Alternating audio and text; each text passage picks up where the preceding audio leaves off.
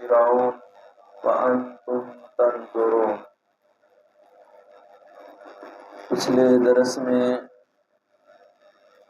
اللہ رب العزت نے ایمان والوں کو اور خاص طور پہ بنی اسرائیل کے لوگوں کو اس بات کا حکم دیا کہ صبر اور نماز کے ساتھ اللہ کی مدد طلب کرو، اور یہ نماز مشکل ہے لیکن جو اللہ سے ڈرتے ہیں ان کے لیے کوئی مشکل نہیں ہے۔ اور بنی اسرائیل کو جو اللہ نے فضیلت عطا فرمائی، اس فضیلت کا ذکر کرنے کے بعد اللہ نے قیامت کا ذکر فرمایا کہ اس قیامت کے دن سے ڈر جاؤ جس دن نہ پیسہ کام آئے گا کہ فدیہ دے کے انسان اپنے آپ کو اللہ کے عذاب سے بچا لے، نہ اس دن کوئی سفارش کام آئے گی، اور نہ ہی کسی آدمی کا اس دن جو ہے زبردستی اس کو چھڑا سکتا ہے۔ اس سے آگے اللہ نے بنی اسرائیل کو جو فضیلت عطا فرمائی تھی اس کا ذکر کیا۔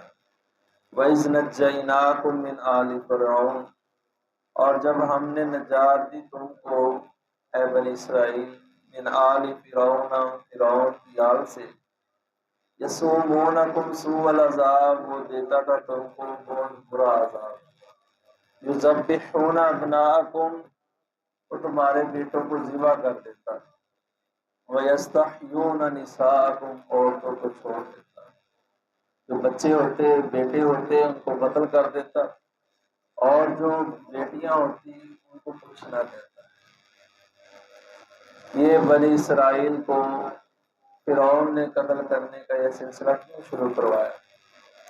اس نے بنی اسرائیل سے سنا کہ حضرت ابراہیم علیہ السلام نے یہ بات کہی تھی کہ اللہ بنی اسرائیل میں سے بہت سارے انبیاء کو اور بہت سارے بادشاہوں کو پیدا کرے گا۔ تو اسے یہ فکر لاحق ہو گئی کہ اگر ان کی تعداد بڑھ گئی بنی اسرائیل کی تو یہ ہم پر غالب آ جائیں گے، ہم پر غالب آ جائیں گے، تو لہٰذا ان کے مرد جو ہیں وہ پیدا ہی نہ ہوں، عورتیں صرف ہوں تو وہ ہم پر غلبہ نہیں پا سکتی۔ لیکن ہوا یوں کہ جب اس نے بچوں کو قتل کروانا شروع کر دیا، بوڑھے بنی اسرائیل کے جو بڑی عمر والے تھے وہ تبھی بہت مرنے لگ گئے، تو اسے نظر آنے لگ گیا کہ یہ بنی اسرائیل ختم ہو جائیں گے تو ہماری بھی نوکری چاکری کون کرے گا، ہماری خدمت کون کرے گا، ہمارے دربار میں ملازم کون بنے گا؟ یہی تو ملازم تھے، یہی تو خدمت کرتے تھے، پورا نظام انہی کے سر پر چل رہا تھا۔ اگر یہ ختم ہوں گے تو ہماری خدمت کوئی نہیں کرے گا، ہماری غلامی کوئی نہیں کرے گا۔ تو لہٰذا اس نے پھر فیصلہ بدلا، کہا کہ 1 سال بچوں کو ذبح کیا جائے، 1 سال بچوں کو چھوڑ دیا جائے، لڑکے 1 سال قتل ہوں گے۔ اس نے ایک فورس بنائی علیحدہ سے جو صرف گھروں میں جاتی، وہاں دیکھتی کسی کے پاس بچہ ہے، بیٹا نومولود، اگر بیٹا ہو تو اس کو چھری کے ساتھ ذبح کر دیتے، 1 سال، دوسرے سال چھوڑ دیتے، پہلے ہر سال ہی قتل کرتے تھے۔ جس سال حضرت موسیٰ علیہ السلام کی والدہ ہارون علیہ السلام کے ذریعے حاملہ ہوئی، اللہ نے ہارون پیدا کرنا تھا، اس سال وہ سال تھا جس سال بچے ذبح نہیں ہوتے۔ حضرت موسیٰ کی والدہ نے بے خوف حضرت ہارون کو جنم دیا، لیکن اگلے سال دوبارہ حاملہ ہوئی تو موسیٰ علیہ السلام پیدا ہوئے، تو وہ سال وہ تھا جس سال بچوں کو قتل کیا جاتا ہے، ذبح کیا جاتا ہے۔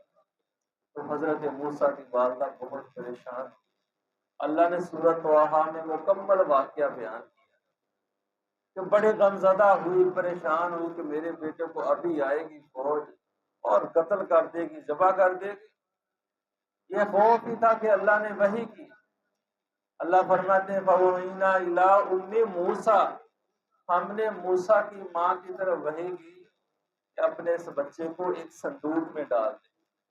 پھر اس صندوق کو دریا میں ڈال دے، ہم جانے۔ اور موسیٰ علیہ السلام یہ چلتا ہوا صندوق فرعون کے محل کے قریب پہنچا۔ فرعون کے جو اس وقت درباری تھے انہوں نے جا کر صندوق کو اٹھایا، گھر لے کے آئے فرعون کے دربار میں۔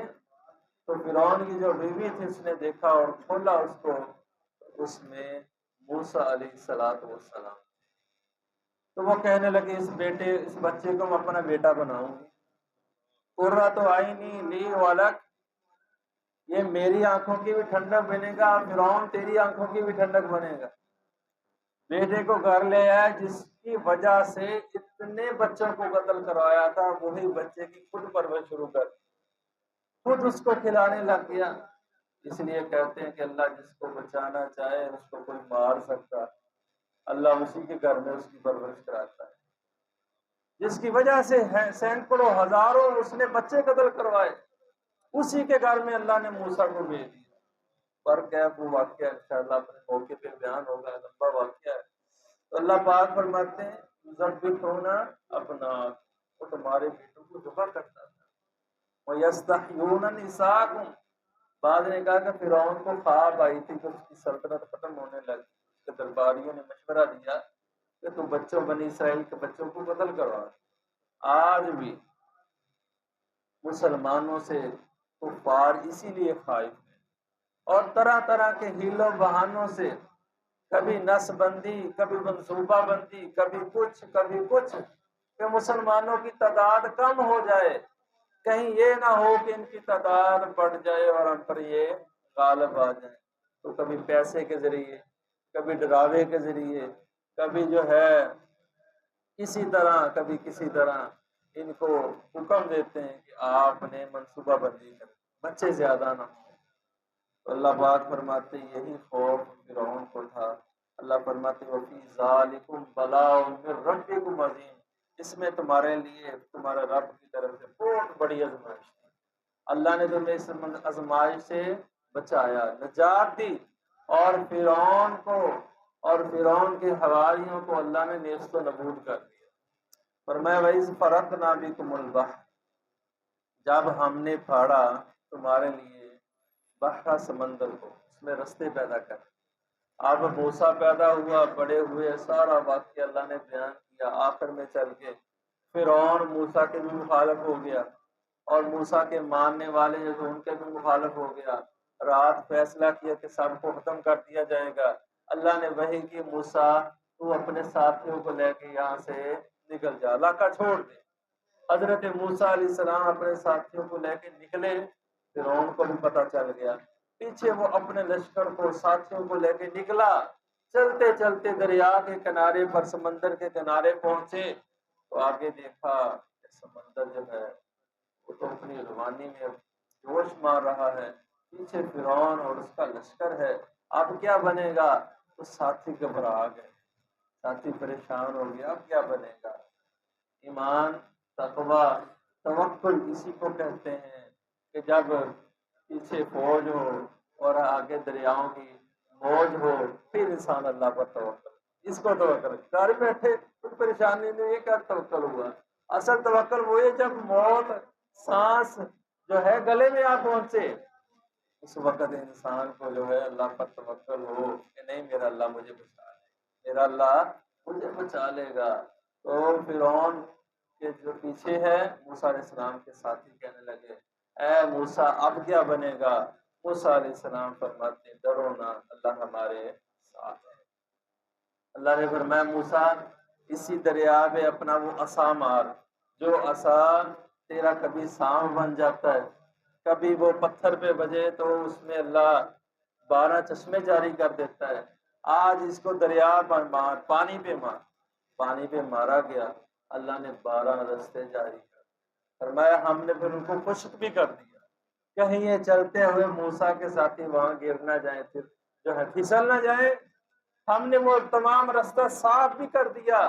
موسیٰ اور اس کے ساتھی جو ہیں وہ دریا کی دوسری طرف پہنچے، اور فرعون اس کا لشکر جب آیا، فرعون اپنے ساتھیوں کو لے کے دریا کے درمیان میں پہنچا، تو اللہ فرماتے وَأَغْرَقْنَا آلَ فِرْعَوْنَ، ہم نے تمام فرعون کی آل کو غرق کر دیا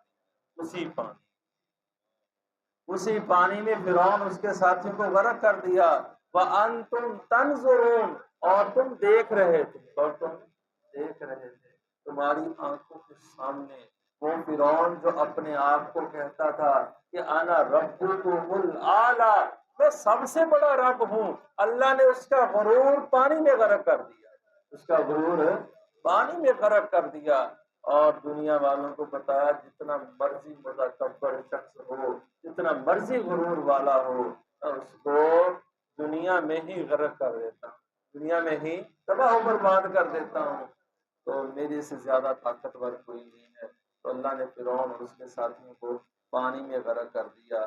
اور آگے اللہ فرماتے وَإِذْ بَعَثْنَا مُوسَىٰ 40 لَيْلَةً، جب دریا سے پار چلے گئے نا، تو جب وہاں آگے جا کے بنی اسرائیل نے حضرت موسیٰ سے مطالبہ کیا، جو یہاں نہیں ہے سورۃ طٰہٰ میں، کہ حضرت موسیٰ سے مطالبہ کیا کہ ہمیں بھوک لگی ہے، اپنے اللہ کو کہہ کے ہمارے لیے من سلوا اتار دیا۔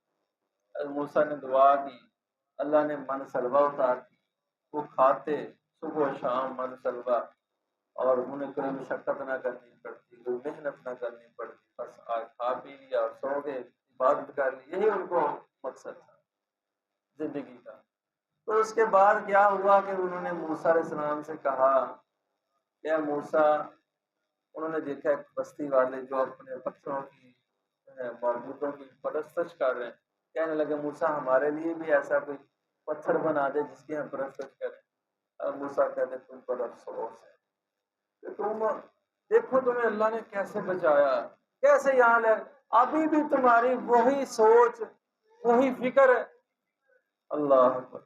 اللہ فرماتے وَإِذْ وَعَدْنَا مُوسَىٰ 40 لَيْلَةً، پھر اللہ پاک نے موسیٰ علیہ السلام کو کہا کہ 40 راتیں ہمارے پاس آ جا کوہ طور پہ، ہم تجھ سے ہم کلام ہونا چاہتے ہیں، کچھ دینا چاہتے ہیں تجھ کو۔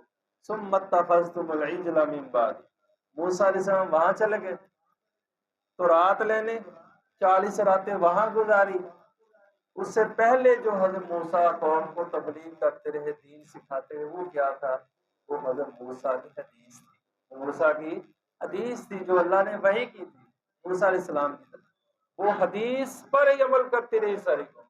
آج وہ بد نصیب لوگ جو کہتے ہیں کہ حدیث کی کوئی ضرورت نہیں، صرف قرآن ہی کافی ہے، ان کے لیے دلیل ہے کہ حدیث بھی دین ہے، حدیث بھی، بلکہ حدیث اور قرآن دونوں دین ہیں، ایک کو چھوڑ کر انسان کبھی کامیابی نہیں پاتا، دونوں پر عمل کرے گا تو کامیابی ہے۔ تو حضرت موسیٰ علیہ السلام وہاں چلے گئے، 40 راتوں کے بعد آئے۔ ثُمَّ اتَّخَذْتُمُ الْعِجْلَ مِن بَعْدِهِ، قوم نے بچڑے کو معبود بنا لیا۔ وہاں ایک سامری تھا، اس نے بچڑے کا ایک معبود سونے کا بنایا، اور اس بچڑے سے جب ہوا گزرتی نا تو اس میں آواز پیدا ہوتی، کہتے دیکھا یہ معبود ہے، یہ بولتا بھی ہے، کبھی بچڑا بھی بول رہا ہے ایسے ہی، تو اس کو معبود بنا لیا اپنا۔ وَأَنْتُمْ ظَالِمُونَ، اور تم ظالم ہوئے۔ موسیٰ علیہ السلام آئے کچھ عرصے کے بعد، قوم کو سمجھایا، تو اس کا ذکر آگے اللہ رب العزت نے بیان کیا، انشاءاللہ وہ پھر بیان ہوگا۔ اللہ سے دعا ہے کہ اللہ رب العزت میں ان آیات سے سبق حاصل کرنے کی توفیق عطا فرمائے، اپنے عقیدوں کو درست کرنے کی توفیق عطا فرمائے۔ وآخر دعوانا ان الحمد للہ